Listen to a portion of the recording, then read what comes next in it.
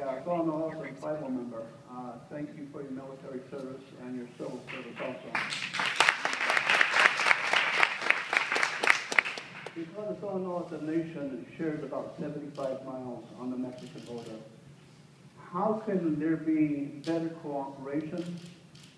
There is cooperation now between DHS and the Southern Northern tribal government, rather than having DHS impose its will on tribal lands, that we need to have more cooperation. I've been attending some of the community meetings, and that's my only concern, not my only concern, one of my concerns, better cooperation.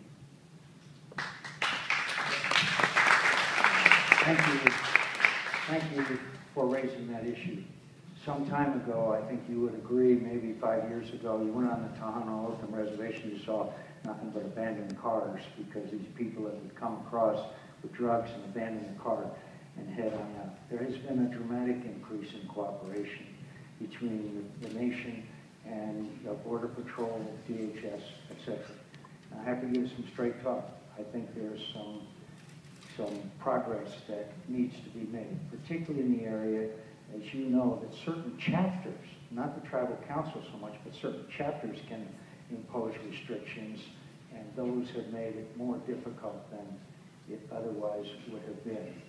There's a careful balance that has to be maintained between respect for tribal sovereignty and the needs of the nation. We cannot have the Tohono O'odham Nation be the funnel for drugs to come into our country. But at the same time, by solemn treaty, we respect tribal sovereignty.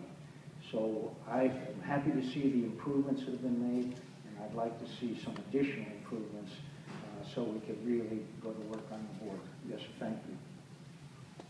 Yes, ma'am, all the way in.